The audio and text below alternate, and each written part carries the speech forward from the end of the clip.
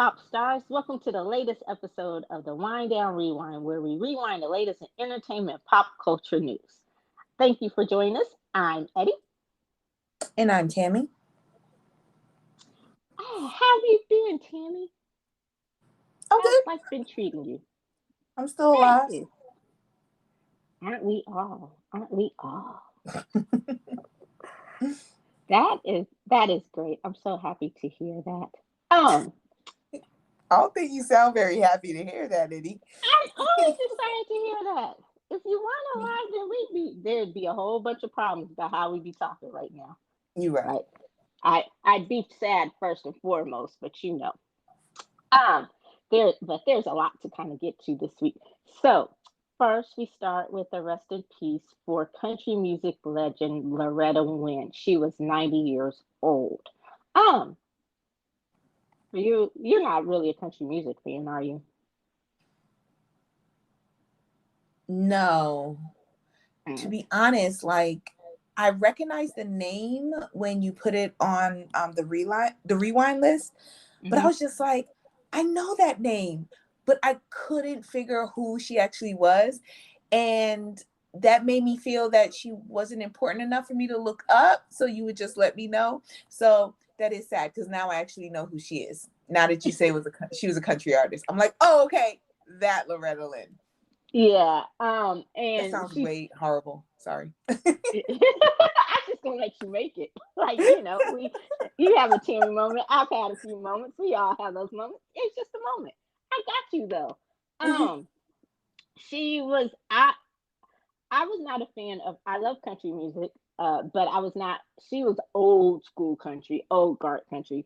But I knew who she was basically from a movie called The Coal Miner's Daughter, where Sissy Spacek, I think it was one of Sissy Spacek's first roles, or she was younger when she played it. It's an old movie from like, I want to say maybe the 80s or the 70s, but it was a young Sissy Spacek and a young Tommy Lee Jones. And it was a really good movie. She had a really interesting life. So that's really how I knew of her or came to know of her. And I knew that she was a legend in the country music world. So she was 90 years old, and may she rest in peace. And big shout out to her friends and family.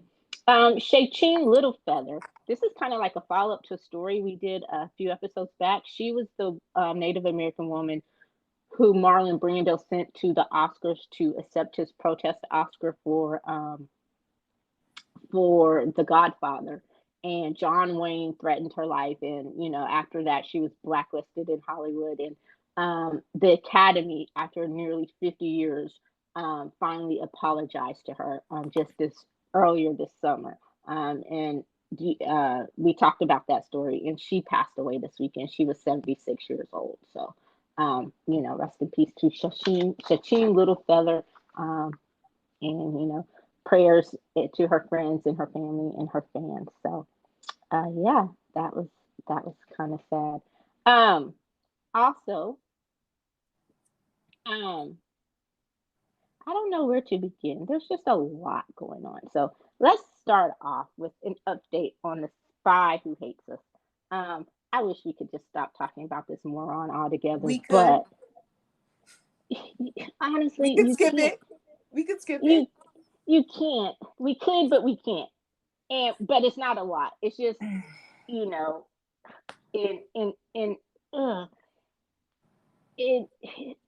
news that I think would shock nobody, the DOJ said that he probably has not turned over all the documents that he had. Go figure. That he's hiding them in other places, other residences. Go figure. And when I read this, I thought, well, it gives credence, and it's kind of morbid, but the people who were making jokes about him burying some of the papers with Ivana, it gives kind of credence to that. And if it was anybody else, you would think that's just a crude joke. But with him, you might think that there's some reality to that, which is really, really sad. So, and then Clarence Thomas gets, because Clarence Thomas presides over the 11th Circuit, that's his Supreme Court district. He is in charge of one of the appeals coming from one of the many suits that the Mango Mussolini has pending right now. So Yeah, we'll see how that all plays out, and you know, but one of the things I will say is Ketanji Brown Jackson was officially sworn into the Supreme Court, and she heard her first case or her first arguments, and she basically took them to school. It was a case from Alabama about their gerrymandering and how it would be racist if they used race as a determining factor on why they're gerrymandering districts or something like that. And then she just schooled them about the 14th Amendment and its purpose and why the 13th, 14th, and 15th Amendments were necessary and what their actual purpose was. So it was pretty interesting. Did you hear any of her first initial arguments? No. Oh my goodness. You know I geek out on stuff like that. Huh? You know I geek out about stuff like that. The way you said no was like, who would do that? Well, no, I know that's your thing, but you asking me like, no. Oh my goodness. You don't just sit around and watch C-SPAN? Boring thing ever. C-SPAN is awesome. For you. C-SPAN is really, really awesome. But one of the things I liked about it, going back to it, one of the things I liked is that she just made some sound arguments. Whether you agree or disagree, it's nice to have some people on the court who actually know what they're talking about, and they make sound, legally principled arguments. And I think it goes a long way to kind of restore some of the legitimacy back to the court. Roberts, the Chief Justice, he was mad because he felt he's been having to defend the legitimacy of the court based on the people who are sitting on the court and the decisions that they're making and the reasoning behind the decisions that they're using. And Alito's son was also feeling like he had to defend it. And I was not a big fan of his father at all, but he was a great writer. He was a brilliant writer, and I often usually disagreed with his opinions, but at least they had some legal reasoning behind them. So that was me geeking out on the Supreme Court and all things politics and stuff. So I know you heard about Big Joey pardoning the people for marijuana possessions, low-level marijuana possessions. What did you think about that, his marijuana pardons? So I also heard about that when you sent me the news list.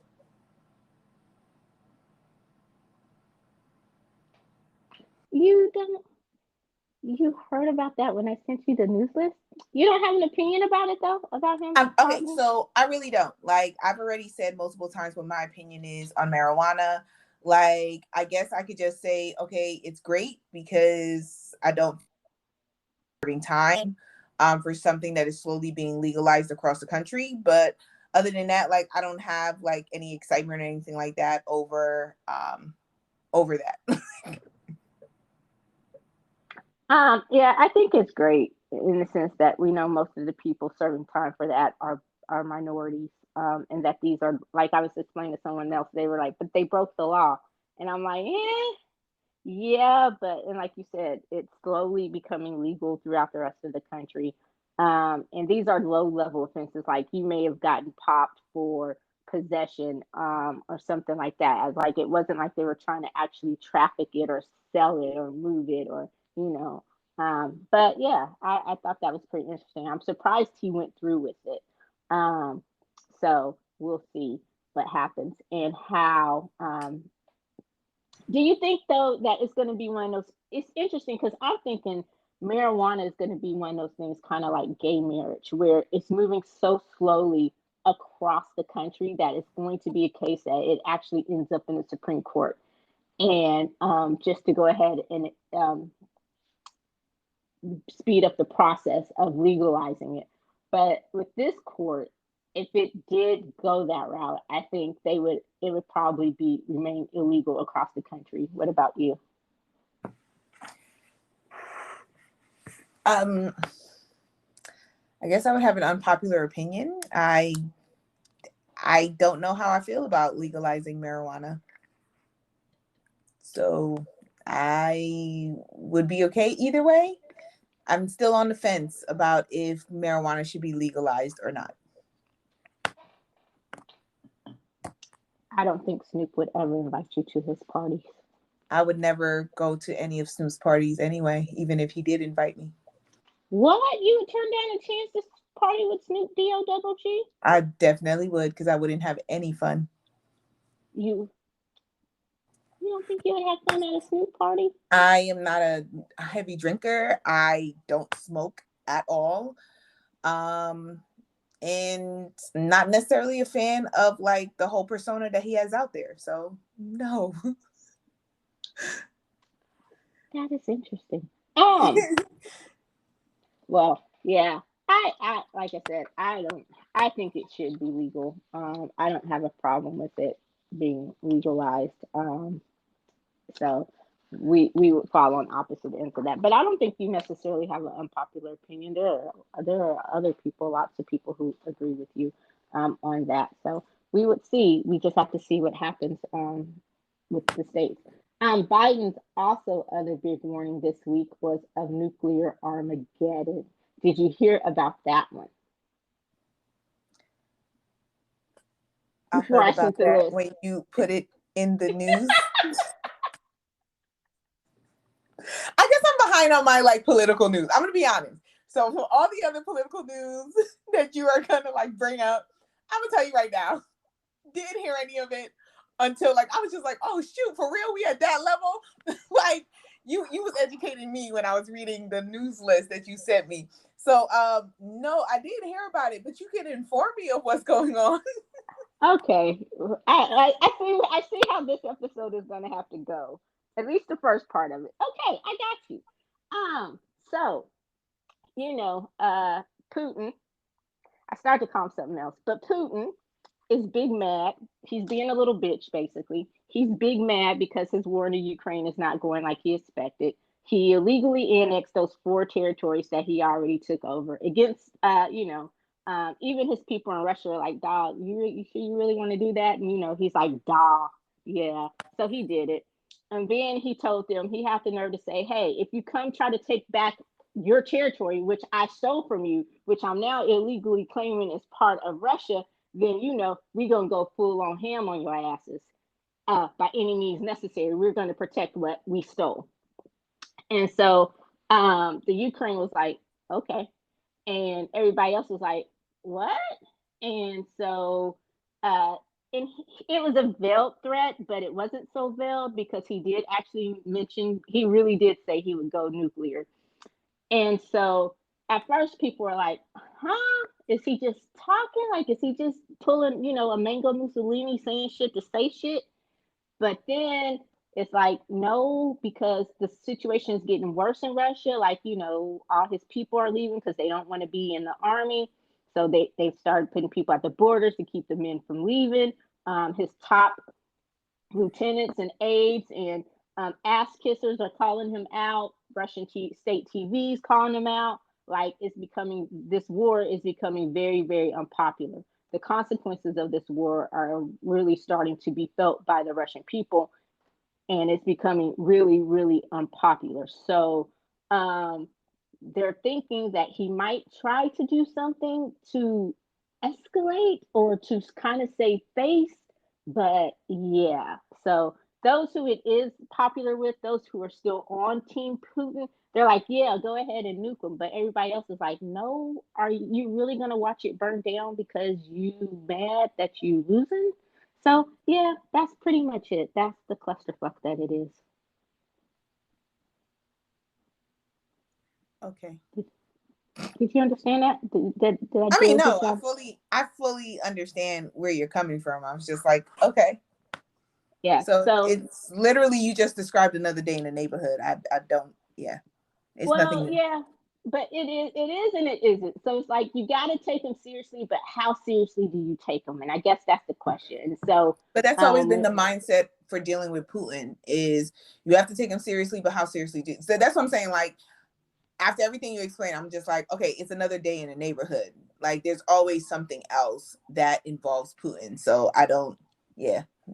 Yeah, and I think that's where people were until I want to call him Dark Brandon, to Biden went dark and said, we're facing nuclear Armageddon. And he's likened it to something I've only read about, the Cuban Missile Crisis in those 13 days, the whole Bay of Pigs thing, Kennedy and Cuba, and the closest that we've come to nuclear war and all of that. So that's what he likened it to. I'd have to, revert back to the history books or ask someone who was actually around during that time. But I know it was a pretty tense time in U.S. history. So, but with everything else going on, our attention is divided from that, which I think might be a good thing, because you don't necessarily want to like focus on it too much, but then you don't want to ignore it altogether, and you don't want to be like freaking out about it. But and then your boy in North Korea, he was having some sort of tantrum. I guess he got mad that Putin was getting all the attention. He's like, "Hey, I got nukes too."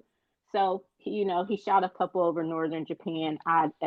No one knows what provoked him, as if anyone ever knows. I know he was mad that Vice President Harris was in South Korea a couple of weeks ago and went to the DMZ, and so who knows what's going on in his brain. But yeah, we'll just have to keep watch over all that, to be continued, I guess. Put it on the back burner and keep it heating. I have no idea. Please don't. Please don't. What? Let's not put it on the back burner. You gotta pay attention at nuclear Armageddon. Then none of us will be here, and we won't have this lovely show and these lovely moments where I'm the only one geeking out over the news. I can't help it. I like the news. No, okay, so you're geeking out over politics, but go ahead. I know you've heard Herschel Walker. That politics, you've had to have heard about Herschel Walker. Yes. Oh, thank God. Okay, so what do you think about your boy, hypocrite Herschel, Ryan Herschel? A woman said that she came out and said that she not only had an abortion, but he knew about it, that he paid for the abortion, and she came with literal receipts from the procedure. It happened 13 years ago.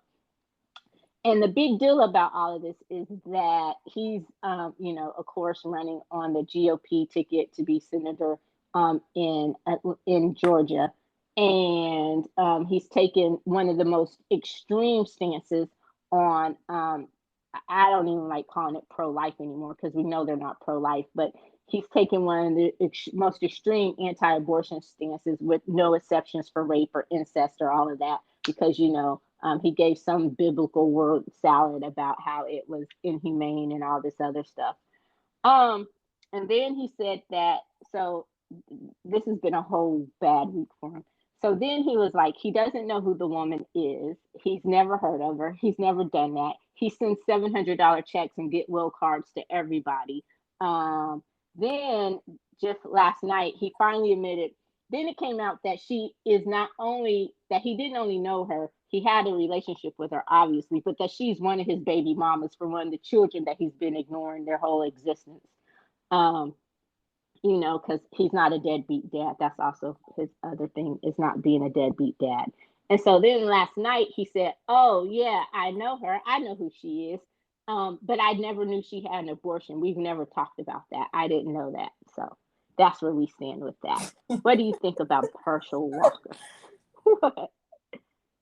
It goes hand in hand with his son, Christian Walker, and everything that's going on. Like, Herschel Walker is the perfect example of current Republican candidates, for senator, for representatives, for president. It doesn't matter, because their only goal is just to gain as much power as they can.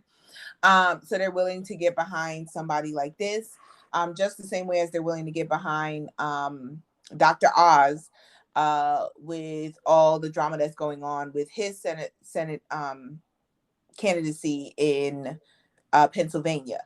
So, but then to make it even worse, then your son comes out and puts all the business out there, letting everybody know that he also lied about that you were a family man and that he was fully in support of you and everything like that. So he takes some responsibility in the push out of Herschel Walker as this family man and everything, only to realize that he ain't raised none of his children. and that I'm sure he has other secret children besides the ones that have come out of the woodworks on saying that, you know, I have a kid by him, I have a kid by him with his baby mamas. So at the end of the day, like, I don't know, like, I just think this is true to course for the direction that the Republicans are taking, and the fact that a lot of Republican constituency doesn't care. They do not care on the fact of that he's a hypocrite and that he has a whole bunch of baby mamas, and that, you know, those family values go out the window as long as they can gain the power that they want in the Senate. So yeah, it's just a whole load of bullshit. I have to applaud one conservative pundit. Dana Loesch, I believe is her name, and she said the quiet part out loud. She basically said what you said. She said she doesn't care if he aborted baby eagles or did this or that. What she cares about is gaining control of the Senate. So I'm like, okay, someone finally said the quiet part out loud. You have to be honest about it, and we know that's what it is. And um, he's it's sad on so many levels that he's allowing himself to be the token. And we know what that means. We know what comes next. But he's allowing himself to be the token. He's going, if, and God forbid he makes it to the Senate. I pray that he loses this election. But he's just going to get there and be whoever's yes boy or yes man or whatever. Supremely unqualified to be in the Senate, to be a dog catcher, let alone a senator. So, and his son, I'd always wondered like which. I kind of figured Christian was his first wife's son, the one that he claimed. I'm like, okay, he has to be someone for him to claim him publicly, especially for Christian to be gay. And so I was like, all right, but you know, and again, that also played into the Republicans' message of, hey, we can't be hypocrites, we can't be anti-LGBTQ because we have this mixed race LGBTQ child as one of the poster boys or poster children for our movement. And it comes to find out that he was lying all along. And his mom is Herschel Walker's first wife, the one that he threatened to kill with the gun. And then he's turning around and trying to blame it all on mental health. And I'm not saying he's never struggled with mental health or doesn't have mental health issues, but now it's like he's using it to further his political career, like saying all the buzzwords and all of that. So it's pretty gross and disgusting. And you know, and I guess the reason why he was never there for his children is because he wanted them all aborted anyway. So you never know. And Home Depot is pouring $2 million into his campaign. So I guess whatever. Other football scumbags, we have Brett Favre. His situation was worse than we thought. His case, he wanted another volleyball court paid for by the poorest of the poor. He wanted to steal more money for a football stadium. He knew what he was doing all along. He knew it was illegal. And he should be in the Hall of Fame of scumbags. Like, I don't even know what to say about him. It's just disgusting. I concur. Okay. And last but not least for politics, did you watch your boy on Tucker Carlson? The clown ass formerly known as Kanye, who now goes by Ye. No, but I heard the story, but no, because it's Kanye. I don't watch that bullshit. Yeah. Well, you know, last week after Paris Fashion Week, and Ye went crying because he was catching all the smoke, deservedly so, for wearing a White Lives Matter shirt at his fashion show, and making his models wear the White Lives Matter shirt. He got mad. You know, he felt hurt. His feelings were hurt. So he went on Tucker Carlson to explain why White Lives Matter, because they do. And I can't even remember the whole word salad that he said. I didn't watch it, but I saw the clip of where he specifically answered that question. And then he talked about the Black Lives Matter office manager that companies hire. I don't know who that person is or what that person is. And then, of course, it was more word salad about how, Kim and the Kardashians are horrible because they won't let him see his kids. No, they let you see your kids. You just don't see them on your terms.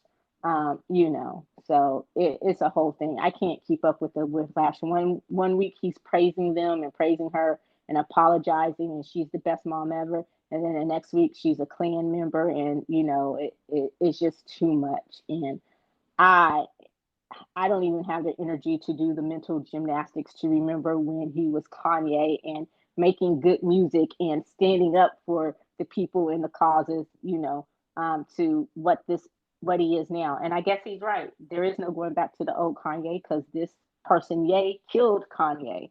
Uh, yeah, I have no clue where to begin with that or to end. Any thoughts on Kanye? I would have more thoughts on the fact of that for his fashion show, his new line has White Lives Matter t-shirts. Don't know if he's selling them more than the fact that he went on Fox News. That's just, the circus, playing the course. But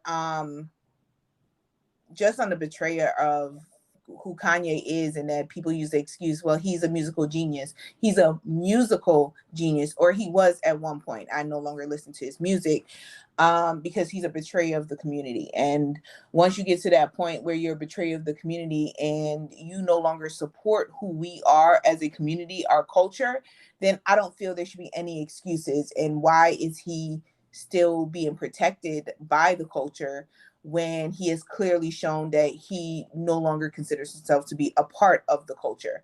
So he needs to be thrown out and let the white people take him, because he has become a coon to them and he's an Uncle Tom. And so when he can go on Fox News and he can have those conversations about why white lives matter without fully understanding why Black Lives Matter movement was started in the first place and what the actual consideration is of the message from Black Lives Matter. So I fucking care less about him going on Fox News. I everything else is just, it's just noise to me. It's the fact of saying, like, he's so lost, and for some reason he still has a key to the door into the culture. And I do not understand why he has a key to the door to the culture. And as well as you want to take attention off of yourself because you've done something else shitty for the culture, then you want to put it back on the white woman that you chose to have children with and who ultimately raises your kids because you're off your fucking rocker. So, like, no, then I gotta defend the Kardashians, and I hate defending the Kardashians. But you're the reason why I always have to defend the Kardashians, because I'm like, yeah, I may not be able to stand any of them, but she's doing a better job than you ever could raising your kids. Kim. I agree with you. Like, and I think we talked about it some in our last episode. He has betrayed the culture. That has been done. When he said slavery was a choice, we talked about how his school doesn't teach Black history, and then he wanted to get on there talking about how schools don't teach Christmas or some other shit. And I'm like, you know, and like you said, a lot of it is just noise. Him and his word salad. Him going on Fox News to try to defend himself. I didn't watch it. I didn't want to watch it. It was not anything I had any interest in. What I quoted were clips that I saw, and I'm just like, okay, how bad is it? And it was bad. And I agree with you. And the reason why I think he's still part of the Black community, or he's defended, is because you have Black men who continue to defend him. You have some Black women who continue to defend him. And it goes back to what you said. Oh, it's the Kardashians' fault. Like, they continue to make excuses of him. The people who say, oh, well, he has mental health issues. Okay, there's no denying that. Yes, he does have mental health issues. We all know that. But when does that stop being an excuse? Okay, he's already said he's not going to take the meds. He doesn't like taking the meds. So this is who we're dealing with. This is where we're at. The Kardashians, how is it their fault? Like, I'm still waiting for someone to tell me how it's their fault. Love them or hate them, how is it their fault? She shouldn't have left him. So she should have stayed in that situation, her and exposed her and her children to that madness. No. So we continue to make excuses for him, and I don't understand why. And one of the other things that he said that that really pissed me off is he went on attack. He started attacking Lizzo for being overweight, and I'm just like, really? So this is where we are now. So why are you why? And I'm like, what does she even have to do with anything? So yeah, it's just like I said, I don't have the mental gymnastics to even remember who I remember who Kanye was, and I loved that Kanye, but I'm not still hanging on to that. I can only go by who he is now, and who he is now outweighs all of that. He was a musical genius, yeah. I've never been a fan of his fashion designs. I've hated the Yeezy shoes since they first came out. Never wanted a pair, never tried to get a pair, hated them, always thought they were ugly. His fashion career or whatever it is, I've never thought his clothes were nice. you know. So it's just like I'm with you. I still question why people want to keep trying to make excuses for him and defend him. And what I've found, just from what I've read, it's mostly the black men in our community who continuously um, want to prop him up and say he's just so great at this because his music has been just as trash as his clothes lately. I'm just going to say that. So I don't know. He just needs to go somewhere and do something else. But I'm sure he will find some other reason to fuck up again and go run into Fox News like a little bitch. And he needs to shave that beard. He looks like a homeless man with a beard. But my bad. So, did you hear about Trevor Noah leaving the Daily Show? I did. How you feel about that? I stopped watching the Daily Show a while ago. I do watch clips on YouTube because it's YouTube. And I think he was doing a great job. I really did like the vibe that he brought to the show. It was like a very, very different vibe than Jon Stewart, but it worked. So I'm kind of interested in seeing who's going to take over the Daily Show from him and what his next step is in his career. Like, what is he going to do if he's stepping away from the Daily Show? Like, what's next for Trevor Noah? Because I think in recent years, his stardom has definitely grown, especially after he wrote his autobiography, My Life is a Crime or something like that. So I'm definitely interested in seeing like what is his next step after this. I am too. Like I like Trevor Noah, and I remember, because Stewart was so beloved, and he was the Daily Show for so long. I remember the backlash when Noah took over. Um, I was skeptical just because, I was like, who's going to be able to fill those shoes? But I think he did a great job of coming in and making it his own, especially during COVID. I think he did a phenomenal job. And I'm with you. I don't watch a lot of late night TV. I'll go back and I'll watch the monologues, and I'll watch specific interviews and performances if I want to see. But YouTube is great for that. You can, it chops and clips it up for you. But I, I, him leaving, I'm with you. I'm interested to see who's going to take his place and what he's going to do next. But him leaving leaves such a big hole in late night because he was the only minority who had a late night show. There, of course, we've talked about before how there are no women in late night. I would love to see, and I have two ideas of who I think would be great late night hosts, who would be great replacements for him. I would love to see Amber Ruffin, but she still has her show on Peacock, right? Yes. Okay. And then my other one is Hassan Minaj. Oh yes. Oh my God. I loved his show. Oh my God. What was it called? Patriot Act? Yeah. On Netflix. I was so sad that was like COVID kind of killed that because I thought it was phenomenal what he did. Yeah. So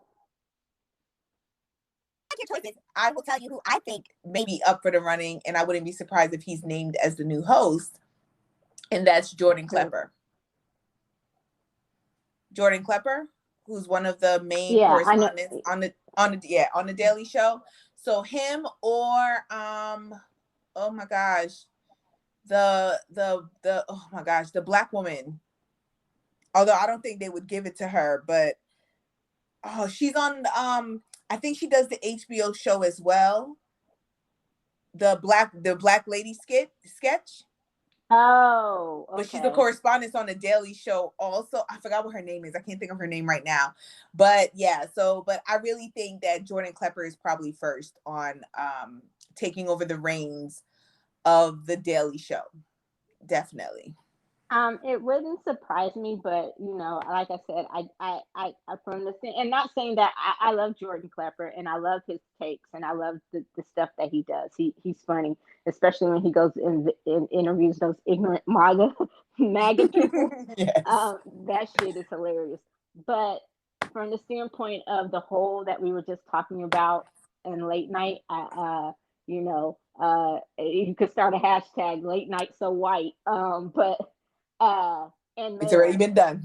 Yeah. So but honestly, I think any of the women that we mentioned, and I was trying to, and as we were doing it, as I was preparing for this, I was trying to think of more women that could fit in the show. And and as soon as we're done with this, I'll probably text you over the next few days. She could do it. She could do it. She could do it. But when I was really legitimately thinking about it, you just kind of almost draw a blank.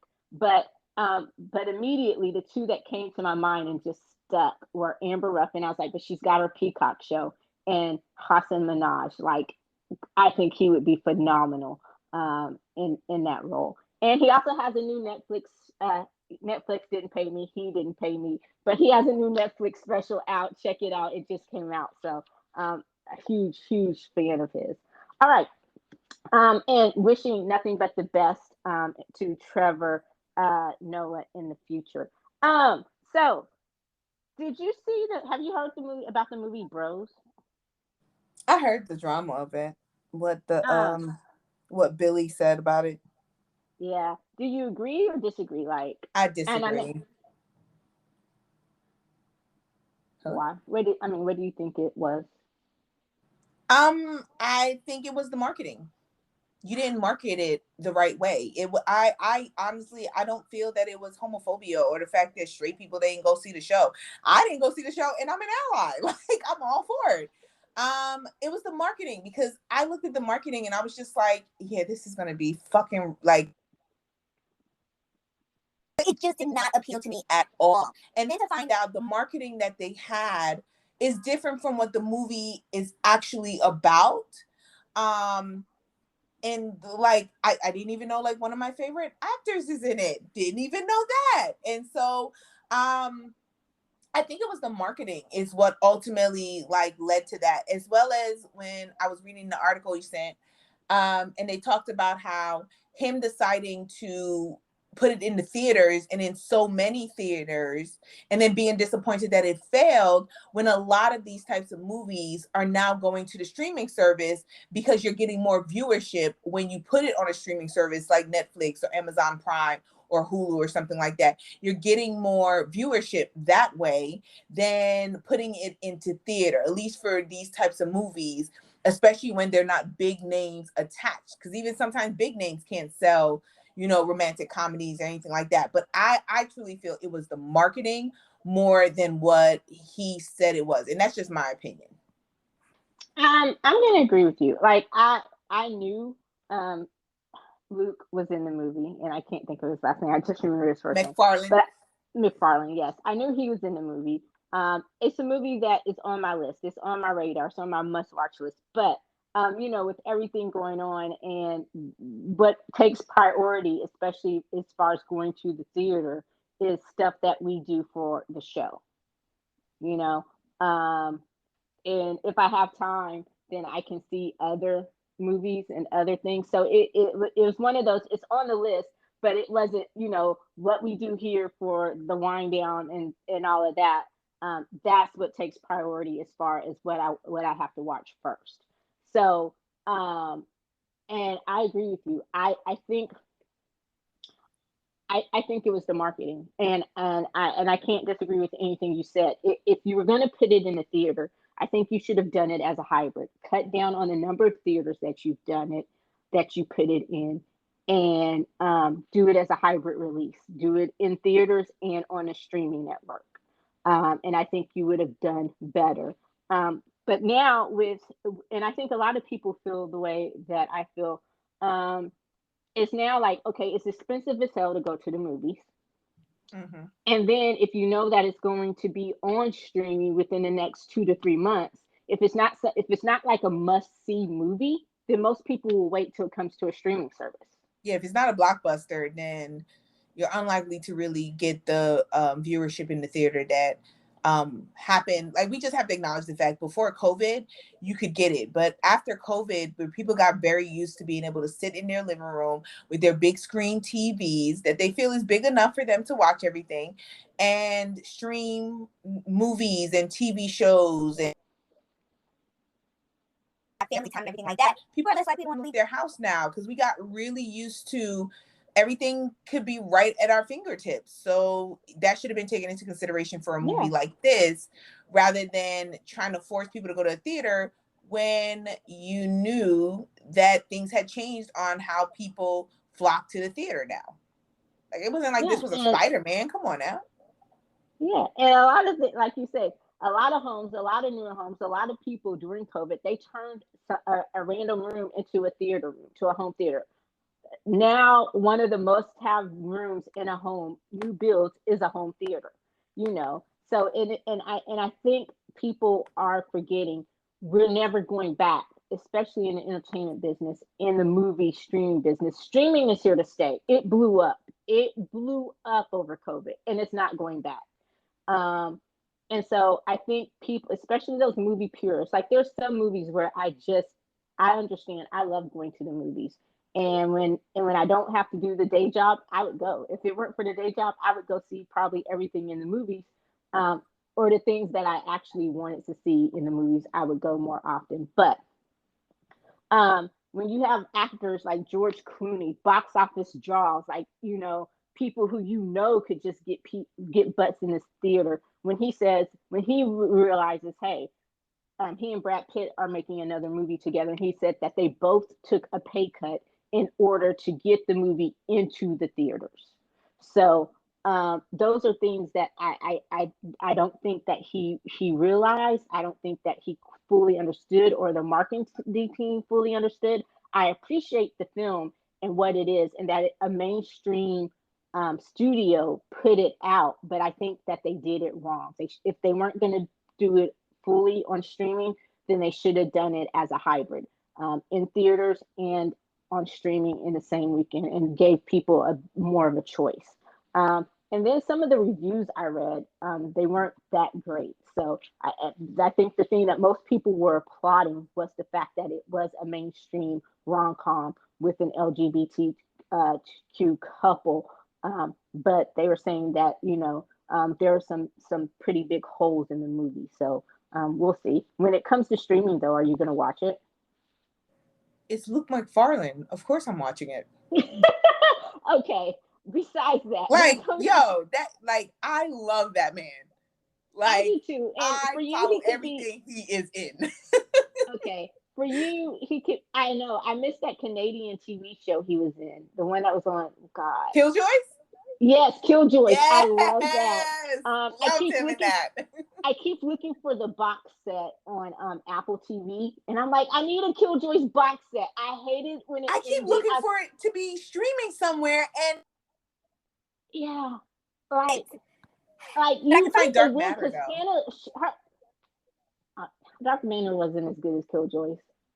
It wasn't, but I can find Dark Matter streaming, but Killjoys is so hard to find streaming in America. I think it streams in Canada, but it's hard to find it in America. Yeah, and you would think, because Hannah's career blew up, right? So you would think you would find it, and then you had the twins, one of the Ashmore twins. I always get them confused. I love them both. They're literally twins. So they're literally twins. Yeah, but I love them both. And if you look, you can kind of tell them apart. There's something about that you can kind of tell apart. But yeah. So anyway, but yeah. So besides Luke McFarlane, so let's take him out of it. If Luke McFarlane wasn't in it, because I love him too, would you watch it? No. Okay. So even as an ally, you still wouldn't watch it, even if because it's she not my went in type it. of movie. Like I when I read the synopsis of what the movie was, I wasn't necessarily interested. Nothing to do with like being an ally don't mean I'm gonna love everything. But yeah, it's just like with any other movie, like the actors can pull me to the theater. It's kind of like, so I'm doing comparison on, you heard of the new movie Amsterdam, right? Mm-hmm. So Amsterdam just came out, and I'll be honest, not interested in the premise of Amsterdam, but I want to go see it because of the actors, minus Christian Bale, because he can go jack off in the corner. But so look, I've already said it before, not a fan of Christian Bale. The reason why I've never watched the Dark Knight series after I saw it the first time. But Margot Robbie, John David Washington, like those are my people. So like I love them. So I'm gonna go see it, even though it doesn't look that interesting to me. But I'm gonna go see it because I am a fan of the actors, which is, you know, a thing. Like, you know, actors, that's the reason why some people get top billing, because they can draw you to the theater to see a movie. So and then I'm just hoping the movie is good. But if Luke McFarlane wasn't in the movie and it wasn't somebody that I, you know, liked, no, I would never even think to go see that movie. It has nothing to do with like the gay romance or nothing like that. It would just be, it didn't really pull me in with the synopsis. Okay, I got you. I think for me it was more of a curious. Luke McFarlane's always a draw for me, but I wanted to see it to support and also um just to see what it was about. Like it seems interesting to me, so I think I would go and watch it. Okay, so cue the latest conservative outrage. Velma officially comes out on Scooby Doo. They have officially acknowledged that Velma is gay. Are you surprised? Are you not surprised? Do you really not care? Like, Thelma was always gay. exactly. So wait till they find out that Scooby was always high. Him and Shaggy were high as fuck like the whole time. Well, I'm conservatives will bitch and moan about everything. So, you know, that means nothing to me. Like, go ahead and bitch and moan into the public. Like, go for it.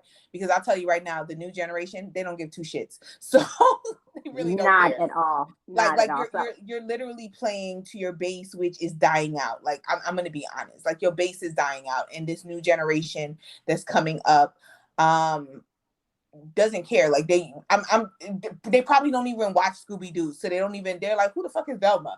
But for the millennial generation, which is us, it's just like, okay, like, is this something new? Because I always thought Velma was gay. Like, thank are we you. saying that And at one point she was straight? Like, what was going on here? thank you. And we always knew what them Scooby Even when snacks the were. movies Like, came, yeah, and even when the movies came out, I was just like, I didn't feel it. Like I was just like, okay, because like off that vibe. Like I don't know. yeah, like I said, wait till they find out, Scooby and Shaggy gonna be first in line for that legal marijuana.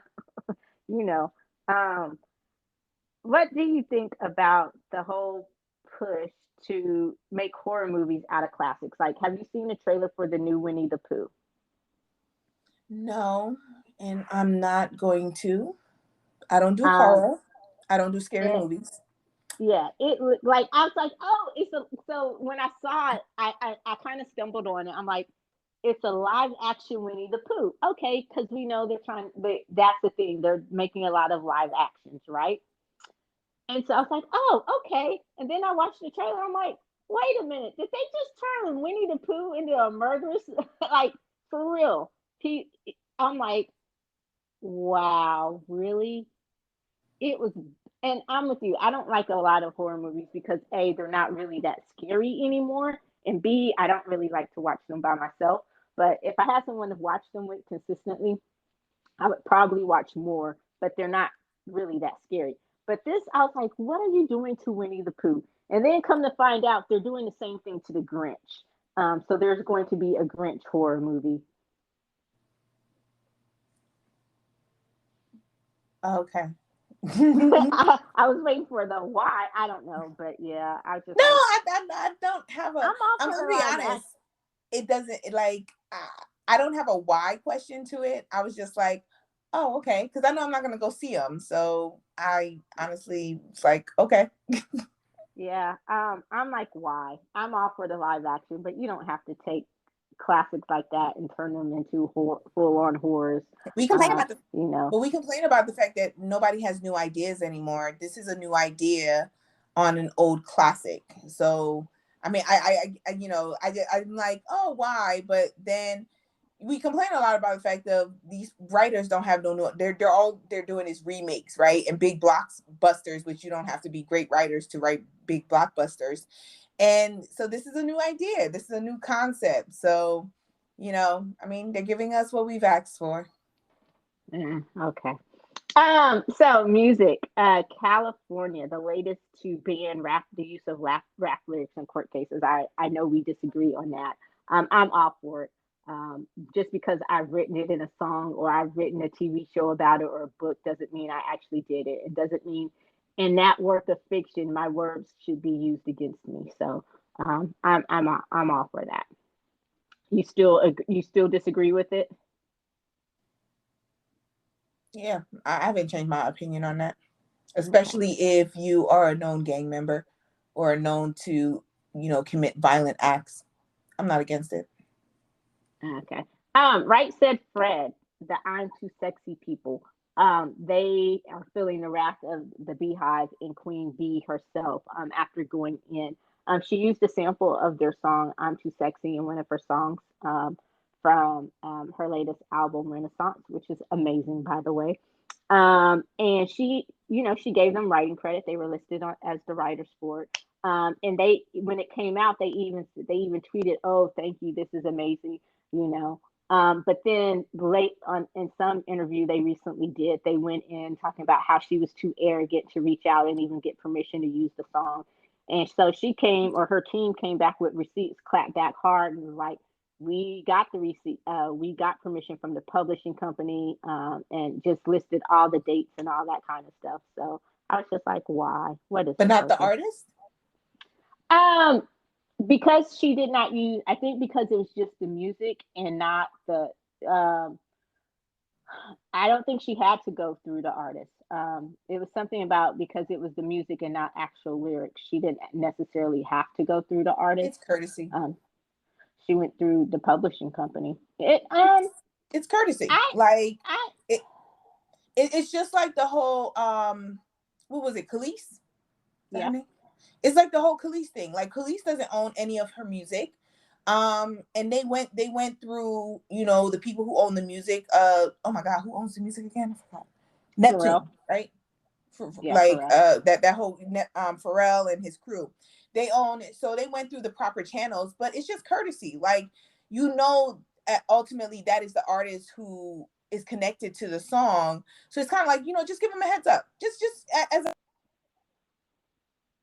like, I understand she went through the proper channels. But this has happened multiple times to Beyonce because she goes through the proper channels, but she doesn't go through courtesy as a fellow artist to contact the artist and just put it out there. Just put it out there. Then you wouldn't get the Um, backlash of using music that an artist is connected to in any type of way, even if it's just the background music. Like, just courtesy. That's how I feel. I could say I agree and I disagree. She did go through the proper channels, but here's the thing: Khalees and Beyonce have a bad history. Khalees has talked bad about Beyonce, so there's no love lost there. So I wouldn't reach out as a courtesy. Right said She Fred. should have used her Um, song. but she had every right to. She went through the proper channel. She got permission to do it. Same thing with Right Said Fred. I'm not saying there's bad history there, but you can't change your tune. On one hand, you can't be like, "Oh, this is so cool, thank you," blah blah blah, and then on the other hand, talk bad about it and say she call her arrogant and all this stuff, and say how she didn't come to you directly. I don't know you to come to you directly. If it was someone that I knew, if it was a friend, then yeah, I think I would have to give you that courtesy, or I would extend that courtesy. If you were someone that I was even collegial with, if we were closer colleagues, but I'm not going to come back. I'm not going to call you directly, especially if I went through the proper channels and I got legal permission to use the song. So um, I used the song. You tweeted out you appreciate it. Thank you. Gave you the credits that you were due.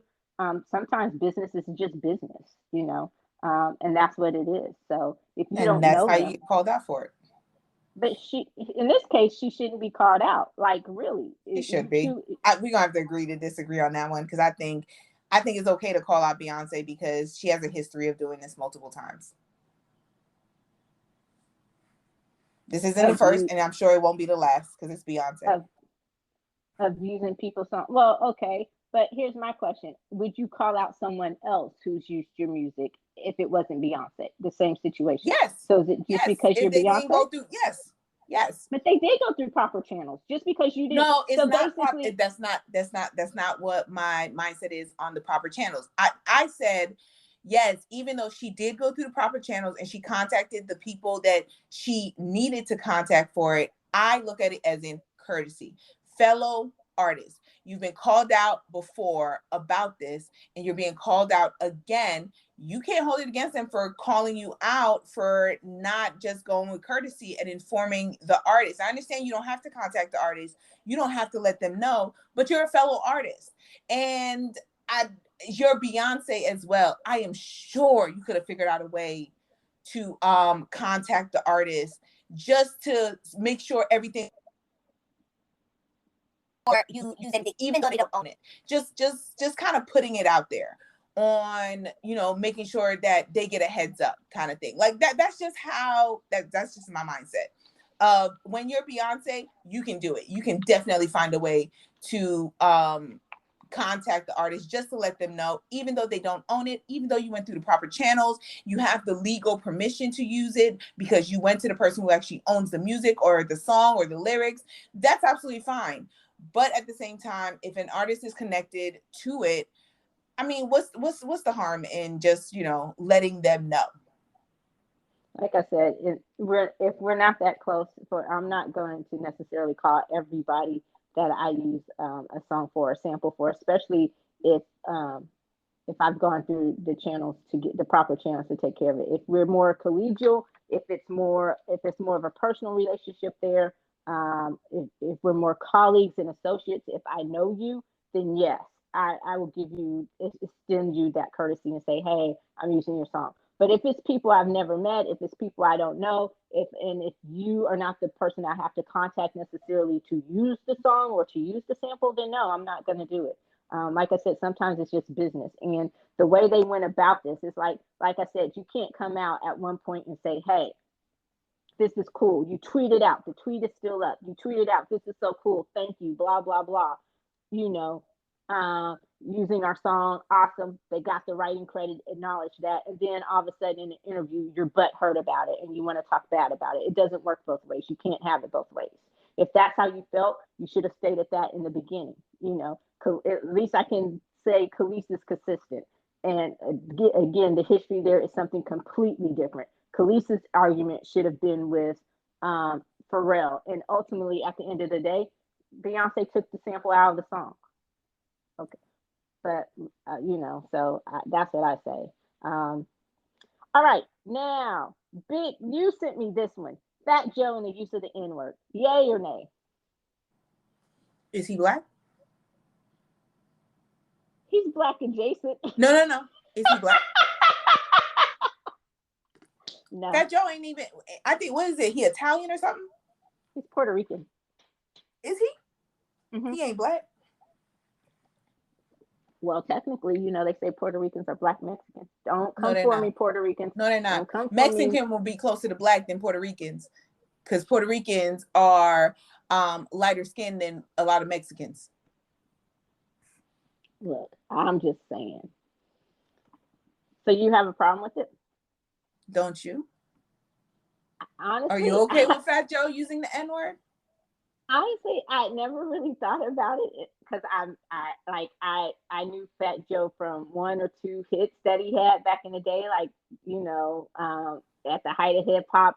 But Fat Joe, big pun. But I've never listened to a whole Fat Joe CD or enough to know that he used it like that. So it's not anything I ever thought about. Now that I think about it, no, particularly from that whole stance, if that's where we're drawing the line and saying no. Um, but to call him out after the, and like I said, I didn't know that there's a whole big argument, that this has been a whole big conversation about it. So um, I'm taking a Tammy stance. This one is one of those things that I had never honestly thought about, because I never paid enough attention to Fat Joe and his music to know that he used the word like that. But So I don't feel it's on the Fat Joe thing. I think it is anyone who is not Black not, feeling that because you grew up around Black people, that gives you permission to use the word in your everyday language. Whether I hear you saying it or not, I don't think it is okay. It don't matter who you are, where you grew up in New York City. It doesn't matter. The fact of saying is that you are not Black. And how I think of this as well, because I had a conversation with my friend about this. I said, look at Halsey. Halsey is Black. She's part Black, but she's had the conversation on saying, but she presents as a full-on white woman. So does her brother. She says she does not use that word, even though her one of her parents was Black. Like, she does not use that word. It is not on her vocabulary. She would have more of a say in being able to use that word. Fat Joe would, but we're allowing Fat Joe to do it just because he's a hip hop artist or he's a hip hop producer. Like, I don't care who you are, white, Hispanic, Asian, it don't matter. That word does not come out of your mouth because you are not Black at all. And you do not have a deep connection to what that word is. If we want to use that word, every other word in our language, in our everyday language, we can sure enough go ahead and do that. That is our prerogative. But for y'all, hell no. I don't care who the fuck you are and who you hang with. No. Oh, look at you getting spicy. No, because it just really pissed me off. Like, I was just like, because I sent you the podcast clip as well, because that's where, like, I got real mad when I listened to the actual clip, because he said, like, then he was having the interview and then started throwing the word out in the interview, and the Black person that was doing the interview didn't even call him out on it. Charlemagne the fraud. Yeah, I know. Yeah, he's problematic in and of himself. I know. I like I said, don't pop stars, don't get it twisted. Don't mistake the fact that I never really given it enough thought to to care one way or the other. I As far as Fat Joe is concerned, I haven't, but I don't disagree with the words you said, because here's when I read the story and I saw the clip and all that. The first person that came to my mind, Eminem. Yes. And as much as we love Eminem, as much as we love Eminem, as much as he has a lifetime invitation to the barbecue, as much as we know more than Fat Joe that Eminem grew up in the hood with Black people, with his best friends in the world all being Black, he has never used the word, at least not publicly. And he's talked about it, and he's like, that's the one word he stays away from in rap. That is the one word he will stay away from, because even though what his life is, and he, and in some cases, besides the fact that he is white, he could probably say, yeah, the same thing Fat Joe said, well, I identify as Black, or I thought I was Black. Like, that bullshit right there, I was like, what the fuck? So, it's like, nah, like, no. So I agree with you. And like I said, I never knew it was a whole big conversation about that, Joe, because like I said, besides maybe his airplay songs, the songs that got radio time, I was never into Fat Joe like that. So me either. He can't take home a plate at the end of the barbecue.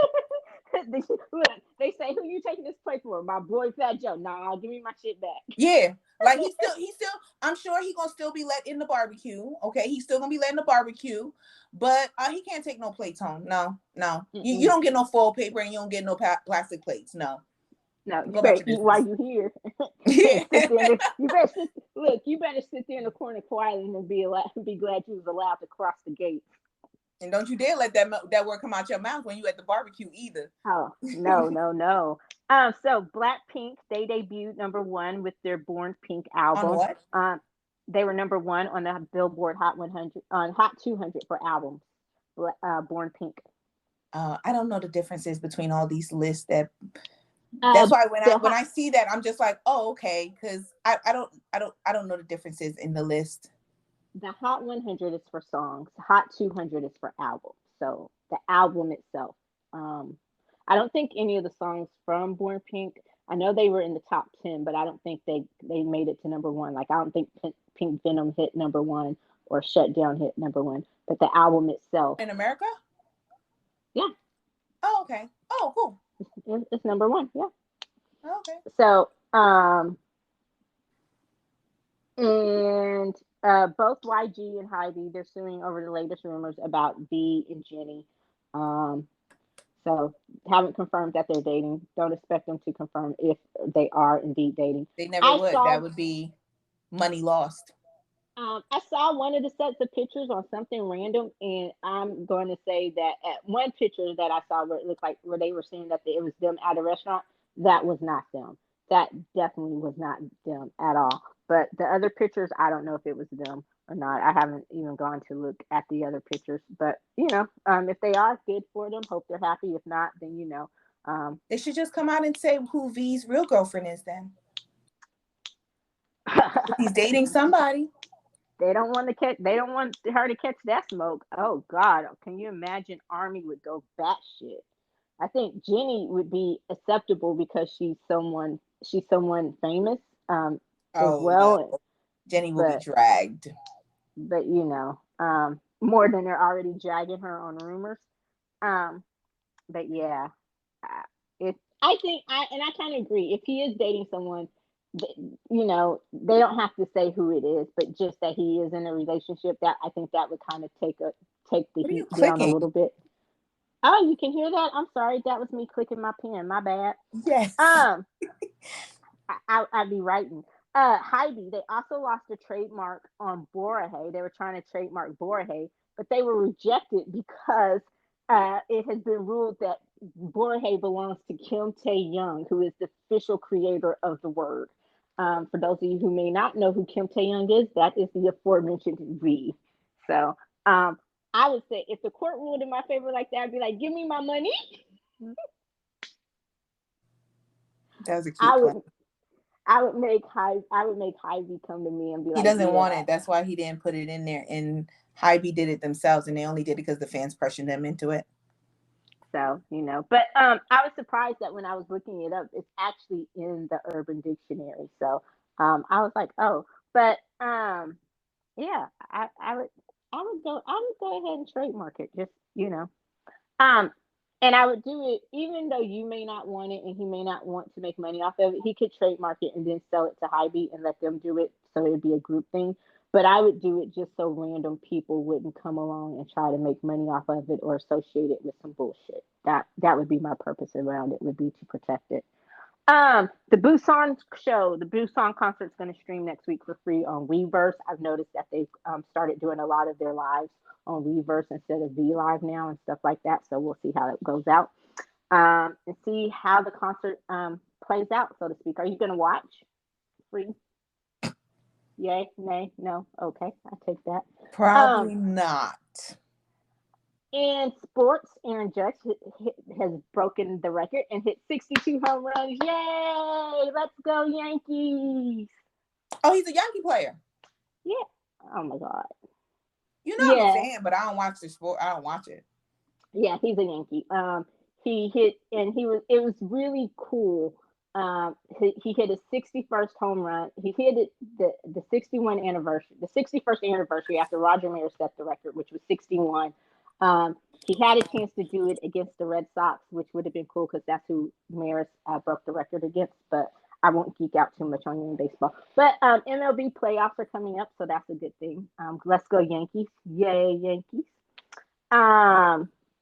And did you see Draymond Green and Jordan Poole? I saw the clip that you sent me. What did you think? I feel like what Jordan should do is, right, wait until like Draymond has his defenses down and do the same shit that he did to him and sneak attack him and punch him so hard that he drops to the ground. I don't know if he's gonna be able to do it because Draymond is a big dude, but I feel like equal retaliation, I'm all for it. Yeah, Twitter was going in like talking about what they would have done to Draymond. They're like, oh no, nah, he have to see me till the day. Like it was funny. And now they're covering it up. That's crazy. I don't think necessarily that they're covering it up. My thing is, it was never the tape. It was never supposed to be leaked. I think it was. I'm assuming it was an internal thing because this isn't the first fight that teammates have gotten into during practice. It's not the first time practice has gotten heated. Um, it wasn't a game. It was, you could tell it was a private practice facility and all that. It only came out. So I'm assuming they were trying to handle it internally until someone leaked the video to TMZ. So maybe whoever leaked it is part of the team and they don't like the way it was being handled or they didn't think it was being handled properly. So it's two things to me. It's like, because that's the thing that they're investigating, like who leaked the video to TMZ. And the other thing is like I like I said, it's not the first fight that teammates have gotten into, so I understand that and trying to keep it internal. But I'm with you. Oh, Draymond would have to sleep with one eye fucking open if it were me. Like, dude, for real. Like, nah. I wouldn't even do it myself. I'm getting somebody else to do it. Like, just when you least suspect it, be like, we good? Yeah, just punch him. Just roundhouse his ass. Like, yeah. We go out having fun and everything like that. Be like, you thinking we all cool? And then just randomly, I just punch the shit out of you. Yep. Like, just randomly. Be like, yeah, we good now. Like, we are now, So that's the thing to me is like, yeah, Draymond needed some hands put on his ass for that one. And also, so that's the big thing that they were trying to figure out. I don't have a good palate teaser this week. I think that's a good palate cleanser to end on. Draymond getting Draymond and Jordan Poole from the Warriors. You got anything else?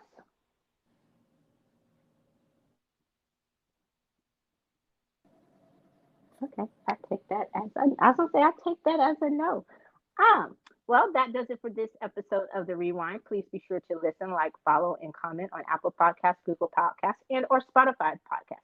You can also keep up to date on the latest in entertainment and pop culture news, as well as other amazing kernels of pop culture goodness at at the popcornwindown.com. That's it. That's the plug. Poppity pop pop pop. Thank you as always. And until next time, I'm Eddie. And I'm Tammy. Bye. Peace.